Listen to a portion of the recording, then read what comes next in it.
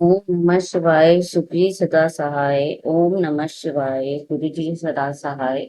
गुरु जी महाराज का भोलेनाथ का ध्यान करते हुए आज हम 11 से 28 तक के रुद्र संहिता पंचम युद्ध खंड के अध्याय पढ़ेंगे। तो आइए शुरू करते हैं। देवों के सत्वन से शिव जी का कोप शांत होना और शिव जी का उन्हें वर देना। मैं दानव का शिव जी के समीप जाना और उनसे वर याचना करना। शिव जी से वर पाकर मैं का वितल लोक में जाना। व्यास जी ने पूछा, महाबुद्धिमान सनत कुमार जी, आप तो ब्रह्मा के पुत्र और शिव भक्तों के सर्वश्रेष्ठ हैं, अतः आप धन्य हैं। अब हमें यह बतलाइए कि त्रिपुर के दग्ध हो जाने पर संपूर्ण देवताओं ने क्या किया, मैं कहाँ गया और उन त्रिपुराध्यक्षों की क्या गति हुई। यदि यह वृतांत शंभु की कथा से संबंध रखने वाला हो तो वह सब विस्तार पूर्वक मुझसे वर्णन कीजिए। सूची कहते हैं मुने।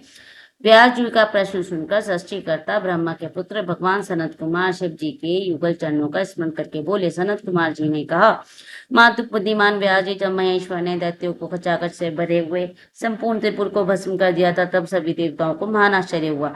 उस समय शंकर जी के महान भयंकर रुद्र रूप को, जो करोड़ों सूर्यों के समान प्रकाशमान और प्रलयकालीन अग्नि की भांति तेजस्वी था तथा जिसके भय से तेज से दसों दिशाएं प्रज्वलित से दिख रही थी, देखकर साथ ही हिमाचल पुत्री पार्वती देवी की ओर दृष्टिपात करके संपूर्ण देवता भयभीत हो गए।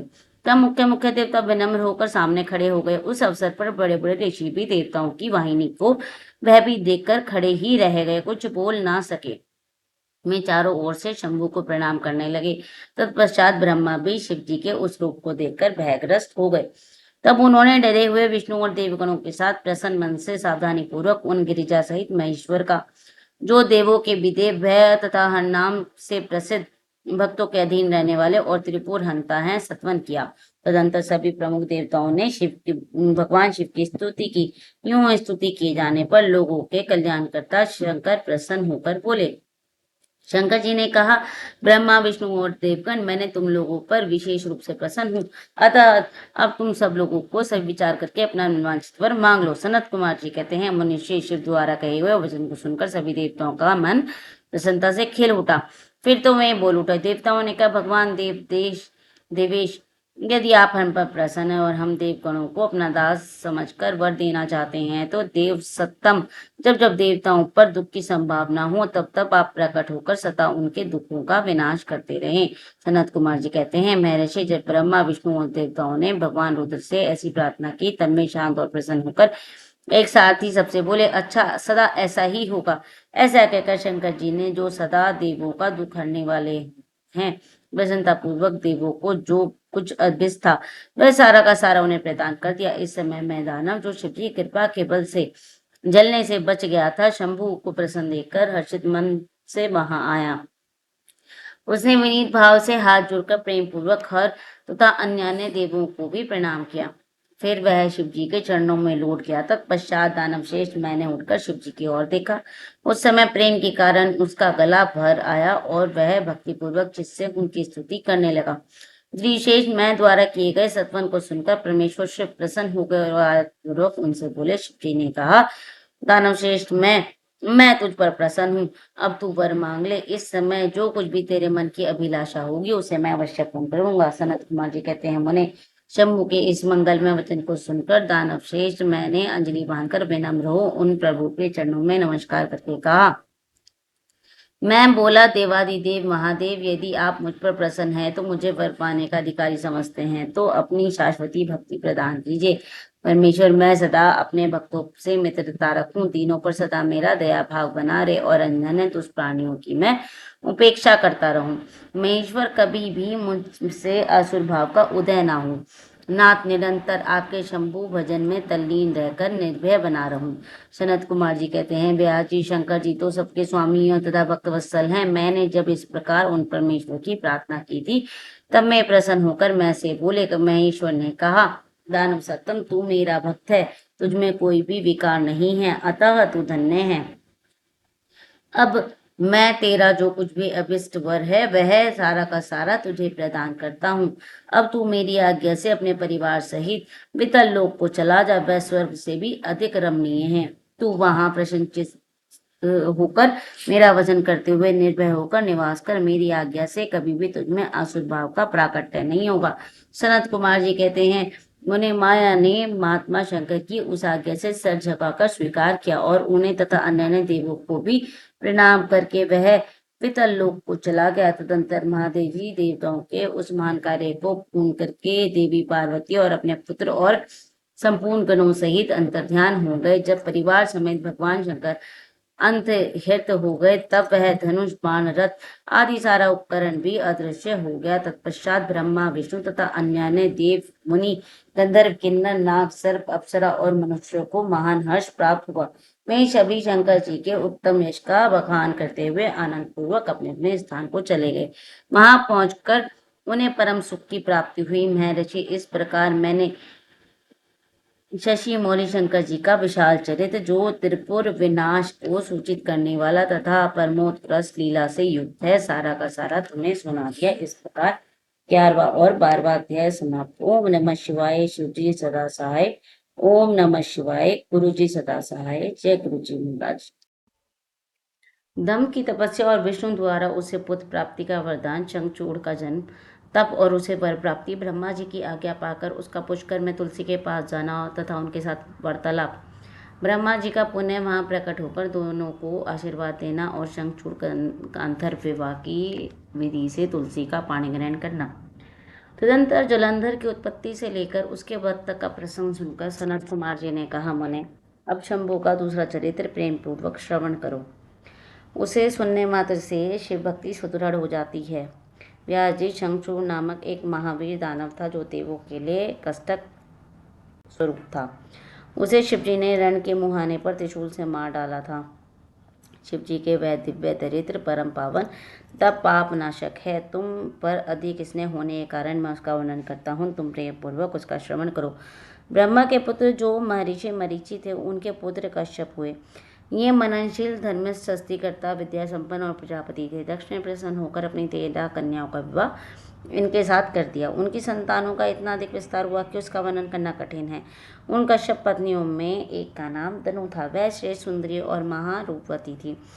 उस साध्वी का सौभाग्य बड़ा हुआ था। मुने, उस दनु के बहुत से महाबली पुत्र उत्पन्न हुए। विस्तार भय से उन्हें नाम नहीं गिनाए जा रहे हैं। उनमें एक का नाम विप्रचित्ति था, जो महान बल पराक्रम से संपन्न था। उसका पुत्र दम हुआ, जो जितेंद्रिय, धार्मिक और विष्णु भक्त था।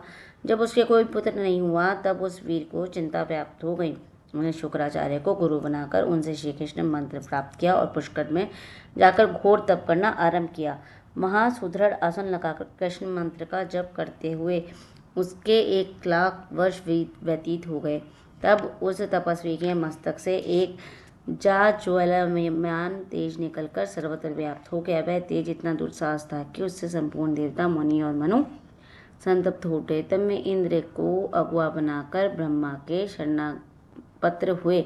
वहाँ उन्होंने संपूर्ण संपत्तियों के दाता विदाता को प्रणाम करके उनकी स्तुति की और विशेष रूप से व्याकुल होकर अपना सारा वृत्तांत उनसे कह सुनाया। उनकी बात सुनकर ब्रह्मा जी भी उन्हें साथ लेकर सारा वृत्तांत विष्णु को सुनाने के लिए वैकुंठ को चले। वहां पहुंचकर सब लोगों ने त्रिलोकी के अधीक्षर रक्षक परमात्मा विष्णु का विनीत भाव से प्रणाम किया और फिर हाथ जोड़कर उनकी स्तुति करने लगे। देवता बोले, देव, हमें पता नहीं कि यहाँ कौन सा कारण उत्पन्न हो गया है। हम किस तेज से संतप्त हो उठे हैं, यह आप ही बतलाइए। इन बंदो, अपने दुख सेवकों के रक्षक तो आप ही हैं, अतः शरणदाता रमानाथ, हम शरणागतों की रक्षा कीजिए। सनत कुमार जी कहते हैं, मुने ब्रह्मादि देवताओं के वचन को सुनकर शरणागत वत्सल भगवान विष्णु मुस्कुराए और प्रेम पूर्वक बोले। विष्णु ने कहा, अमरो, शांत रहो, घबराओ मत, भयभीत मत हो। कोई उलट पुलट नहीं हुआ, क्योंकि अभी प्रलय का समय नहीं आया है। यह देश तो दम नामक दानव का है, जो मेरा भक्त और पुत्र की कामना से तप कर रहा है। मैं उसे वरदान देकर शांत कर दूंगा। संत कुमार जी कहते हैं, मुने भगवान विष्णु के कहने पर ब्रह्मादि देवताओं की व्यग्रता जाती रही। वे सभी धैर्य धारण करके अपने अपने धाम को लौट गए। इधर भगवान अच्युत भी वर प्रदान करने के लिए पुष्कर चल पड़े, जहाँ वह दम नामक दानव तप कर रहा था। वहाँ पहुंचकर श्री हरि ने अपने मंत्र का जप करने वाले भक्त दम को सांत्वना देते हुए मधुर वाणी में कहा, वर मांग। तब विष्णु ने उपयुक्त वचन सुनकर और उन्हें आगे उपस्थित कर दम बड़ी भक्ति के साथ उनके चरणों में लोटपोट हो गए और बारंबार स्तुति करते हुए बोला। दम ने कहा, देवादिदेव कमल नयन, आपको नमस्कार है। रामानाथ, मुझ पर कृपा कीजिए। त्रिलोकेश, मुझे एक ऐसा वीर पुत्र दीजिए जो आपका भक्त और महान बल पराक्रम से संपन्न हो, वह त्रिलोकी को जीत ले परंतु देवता उसे पराजित न कर सके। सनत कुमार जी कहते हैं, मुने दानवराज दम के कहने पर श्री हरि ने उसे वर दे दिया और उस घोर तप से उसे निर्वत करके स्वयं अंतर्ध्यान हो गए। नारमेंद्र दप की तपस्या सिद्ध हो चुकी थी, जिससे उसका मनोरथ पूर्ण हो गया। अतः वह भी श्री हरि के चले जाने पर उस दिशा को नमस्कार करके अपने घर को लौट आया। थोड़े ही समय के उपरांत उसकी भाग्यवती पत्नी गर्भवती हो गई। वह अपने तेज से घर के भीतरी भाग को प्रकाशित करती हुई शोभा पाने लगी। मुने, श्री कृष्ण के पार्षदों का अग्रणी जो सुदामा नामक गोप था, जिसे राधा जी ने शाप दे दिया था, वही उसके गर्भ में प्रविष्ट हुआ था। तदनंतर समय आने पर साध्वी दंपत्नी ने एक तेजस्वी बालक को जन्म दिया। जब पिता ने बहुत से मुनीश्वरों को बुलाकर उसका विधिपूर्वक जातकर मातृ संस्कार संपन्न कराया, देवोत्तम उस पुत्र के उत्पन्न होने पर बहुत बड़ा उत्सव मनाया गया। फिर शुभ दिन आने पर पिता ने उस बालक का नाम शंखचूड़ नाम ऐसा नामकरण किया। मैं अपने पिता के घर में शुक्ल पक्ष की चंद्रमा की भांति बढ़ने लगा। वह अत्यंत तेजस्वी था, अतः उसने बचपन से ही सारी विद्याएं सीख ली। वह नित्य बाल क्रीड़ा करके माता पिता के हर्ष को बढ़ाने लगा और समस्त कुटुंबियों का तो वह विशेष रूप से प्रेम भाजन हो गया। तदनंतर जब शंखचूड़ बड़ा हुआ, तब वह जैगीश्वर मुनि को उपदेश से पुष्कर में जाकर ब्रह्मा जी को प्रसन्न करने के लिए भक्तिपूर्वक तपस्या करने लगा।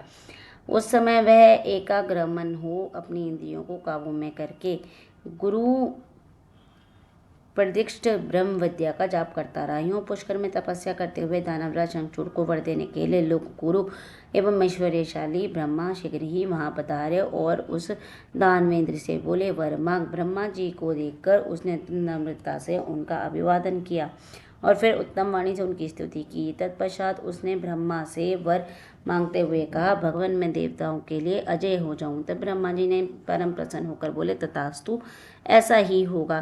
फिर उन्होंने शंखचूड़ को वह दिव्य श्री कृष्ण कवच प्रदान किया जो जगत के संपूर्ण मंगलों को भी मंगल और सर्वत्र विजय प्राप्त करने वाला है। तदनंतर ब्रह्मा जी ने उसे आज्ञा की कि तुम बद्री वन को जाओ। वहीं धर्मध्वज की कन्या तुलसी सकाम भाव से तपस्या कर रही है, तुम उसके साथ विवाह कर लो। यूँ कहकर ब्रह्मा जी उसी क्षण उसके सामने तुरंत अंतर्ध्यान हो गए। तब सिद्ध शंखचूड़ भी, जिसके सारे मनोरथ तपोबल से पूर्ण हो चुके थे और मुक्त प्रसन्नता खिल रही थी, पुष्कर में ही उस जगत के मंगलों को भी मंगल स्वरूप कवच को गले में बांध लिया और ब्रह्मा जी के अनुसार वह तत्काल ही बद्रिकाश्रम को चल पड़ा। वहां दानव शंखचूड़ सहसा उस स्थान पर जहाँ पहुंचा जहाँ धर्मध्वज की पत्नी तुलसी तप कर रही थी। सुंदरी तुलसी का रूप अत्यंत कमनीय और मनोहर था। वह उत्तम शील के से संपन्न थी। उस सती को देखकर शंखचूड़ उसके समीप ही ठहर गया और मधुर वाणी में उससे बोला। शंखचूड़ ने कहा, सुंदरी, तुम कौन हो, किसकी पुत्री हो, तुम यहाँ चुपचाप बैठकर क्या कर रही हो, मुझे सारा रहस्य बताओ। नंद कुमार जी कहते हैं, उन्हें शंखचूड़ के इसका वचन सुनकर तुलसी ने उससे कहा। तुलसी बोली, मैं धर्मध्वज की तपस्विनी कन्या हूँ और यहाँ तपोवन में तप कर रही हूँ। आप कौन है? सुखपूर्वक अपने अब इस स्थान को चले जाइए, क्योंकि नारी जाति ब्रह्म आदि को मुंह में डाल देने वाली होती है। ये विषतुल्य निंदनीय दोष उत्पन्न करने वाली माया रूपिणी तथा विचारशीलों को भी श्रृंखला के समान जकड़ लेने वाली होती है। सनत कुमार जी कहते हैं, महर्षि, तुलसी जब इस प्रकार की रसभरी बातें कहकर चुप हो गई, तब उसे मुस्कुराती देख शंखचूड़ ने भी कहना आरंभ किया। शंखचूड़ बोले, देवी, तुमने जो बात कही है वह सारी की सारी मिथ्या है, ऐसी बात नहीं है। उसमें कुछ सत्य है और कुछ असत्य भी। इसका विवरण मुझसे सुनो। शोभने जगत में जितनी पतिव्रता नारियां हैं, उनमें तुम अग्रणी हो। मेरा तो ऐसा विचार है कि जैसे मैं पाप बुद्धि कामी नहीं हूँ, उसी प्रकार तुम भी काम पराधीना नहीं हो। फिर भी इस समय में ब्रह्मा जी की आज्ञा से मैं तुम्हारे समीप आया हूँ और गंधर्व विवाह की विधि से तुम्हें ग्रहण करूंगा। भद्रे, क्या तुम मुझे नहीं जानती हो अथवा तुमने मेरे बारे में कभी नाम नहीं सुना है? अरे, देवताओं में भगदड़ डालने वाला शंखचूड़ मैं ही तो हूँ। मैं धनु का वंशज और दम नामक दानव का पुत्र हूँ। पूर्व काल में मैं श्री हरि का पार्षद था। मेरा नाम सुदामा गोप था। इस समय मैं राधिका जी के शाप से दानवराज शंखचूड़ होकर उत्पन्न हुआ। ये सारी बातें मुझे ज्ञात हैं क्योंकि श्री कृष्ण के प्रभाव से मुझे अपने पूर्व जन्म का स्मरण बना हुआ। सनत कुमार जी कहते हैं, मैंने तुलसी के समक्ष कहकर शंखचूड़ चुप हो गया। जब दानवराज ने आनंद पूर्वक तुलसी से ऐसा सत्य वचन कहा तब वह परम सुंदर प्रसन्न हुई और मुस्कुराकर कहने लगी। तुलसी बोली, भद्र पुरुष, आज आपने अपने सात्विक विचार से मुझे पराजित कर लिया है। जो पुरुष स्त्री द्वारा परहास न हो सके वह संसार में धन्यवाद के पात्र है, क्योंकि जिसे स्त्री जीत लेती है वह पुरुष सदाचारी होते हुए भी सदा अपावन बना रहता है। देवता, पितर और समस्त मानव उसकी निंदा करते हैं। जनाना शोक और मरना शोच में ब्राह्मण 10 दिनों में, क्षत्रिय 12 दिनों में, वैश्य 15 दिनों में शुद्ध हो जाता है और शूद्र की शुद्धि 1 मास में हो जाती है। इस वेद का अनुशासन है, परंतु स्त्री से पराजित हुए पुरुष की शुद्धि चित्तादाह के अतिरिक्त अन्य किसी प्रकार से भी संभव नहीं है। इस प्रकार उसके पितर उसके द्वारा किए गए पिंड, तर्पण आदि को इच्छापूर्वक ग्रहण नहीं करते और देवता भी उसके द्वारा अर्पित किए गए पुष्प फल आदि को स्वीकार नहीं करते। जिसका मन इसके द्वारा आहत हो जाता है उसके ज्ञान, उत्तम तप, जप, होम, पूजन, विद्या और दान से क्या लाभ, अर्थात उसके ये सभी निष्फल हो जाते हैं। मैंने आपके विद्या, प्रभाव और ज्ञान की जानकारी के लिए ही आपकी भेंट चली थी, क्योंकि कामनी को चाहिए कि वह अपने मनोतीत कांत की परीक्षा करके ही उसे पति रूप से वर्ण करे। नंद कुमार जी कहते हैं, व्यास जी जिस समय तुलसी से वार्तालाप कर रही थी उसी समय सृष्टिकर्ता ब्रह्मा जी वहाँ पहुँचे और इस प्रकार कहने लगे। ब्रह्मा जी ने कहा, शंखचूड़, तुम इसके साथ क्या व्यर्थ में वाद विवाद कर रहे हो? तुम गंधर्व विवाह की विधि से इसका पानी ग्रहण करो, क्योंकि निश्चय ही तुम पुरुष रत्न हो और यह सती साध्वी नारियों में रत्न स्वरूप हो। ऐसी दिशा में निपुणता का निपुण के साथ समागम गुणकारी ही होगा। सती साध्वी तुलसी, तू ऐसे गुणवान कांत की क्यों परीक्षा ले रही है? यह तो देवताओं सुरोधानों का मन मर्दन करने वाला है। सुंदरी, तो इसके साथ संपूर्ण लोकों में सर्वदा उत्तम उत्तम स्थानों पर चिरकाल तक यथेष्ट विहार कर क्षीरारंत होने पर यह पुनः गोलोक में श्री कृष्ण को ही प्राप्त होगा और इसकी मृत्यु होने पर भी तू भी वैकुंठ में चतुर्भुज भगवान को प्राप्त करेगी। अनंत कुमार जी कहते हैं, मैंने इस प्रकार का आशीर्वाद देकर ब्रह्मा अपने ध्यान को चले गए।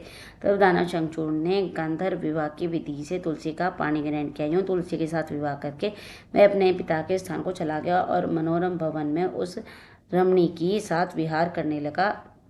इस प्रकार 13 से 28वां अध्याय समाप्त। ओम नमः शिवाय। शिवजी सदा सहाय। ओम नमः शिवाय। गुरु जी सदा सहाय। जय गुरु जी महाराज।